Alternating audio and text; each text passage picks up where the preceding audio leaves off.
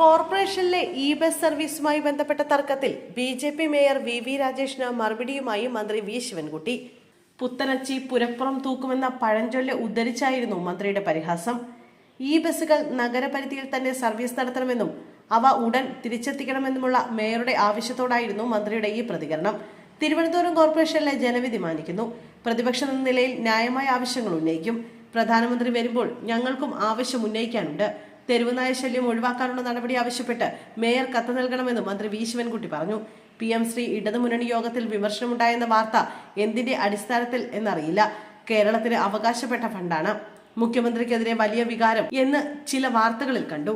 മുഖ്യമന്ത്രിക്കെതിരെ ഒരു വികാരവുമില്ല. ഭരണവിരുദ്ധ വികാരം ഉണ്ടായിട്ടില്ല. ആരുടെയെങ്കിലും കുറവ് കൊണ്ടല്ല തെരഞ്ഞെടുപ്പിലെ തിരിച്ചടി. ഇത് രാഷ്ട്രീയ ദുഷ്ടലാക്കോടെയുള്ള പ്രചരണമാണെന്നും ശിവൻകുട്ടി പറഞ്ഞു. നഗരസഭാ കെട്ടിടങ്ങൾ ദുരുപയോഗം ചെയ്യുന്നുണ്ടെങ്കിൽ കോർപ്പറേഷൻ പരിശോധിക്കുന്നത് നല്ല കാര്യമാണ്. പക്ഷേ കോർപ്പറേഷന്റെ അധികാരങ്ങളും സർക്കാർ അധികാരങ്ങളും തിരിച്ചറിയണം. തനിക്കെതിരെ ഇപ്പോൾ സൈബർ ആക്രമണമില്ല. അതിൽ തനിക്ക് സങ്കടമില്ല. സൈബർ ആക്രമണം ഉണ്ടെങ്കിൽ ഒരു രസമുണ്ടെന്നും മന്ത്രി പരിഹസിച്ചു. സ്കൂൾ വിദ്യാഭ്യാസവുമായി ബന്ധപ്പെട്ട സുപ്രധാന വിവരങ്ങളും മന്ത്രി പങ്കുവച്ചു. 1 മുതൽ 12 വരെയുള്ള ക്ലാസുകളിലെ പാഠപുസ്തക പരിഷ്കരണം അവസാന ഘട്ടത്തിലാണ്. ചരിത്രം, പൊളിറ്റിക്സ്, സോഷ്യോളജി വിഷയങ്ങളിൽ കേരളം സ്വന്തമായി 3 പാഠപുസ്തകങ്ങൾ തയ്യാറാക്കും. സ്കൂളുകളിൽ അവധിക്കാല ക്ലാസുകൾ നടത്തരുതെന്ന നിർദ്ദേശം കർശനമായി പാലിക്കണം. ഇത് ലംഘിക്കുന്ന സ്കൂളുകൾക്കെതിരെ നടപടി ഉണ്ടാകും. PM ശ്രീ പദ്ധതി ഇപ്പോൾ നടപ്പാക്കുന്നില്ല.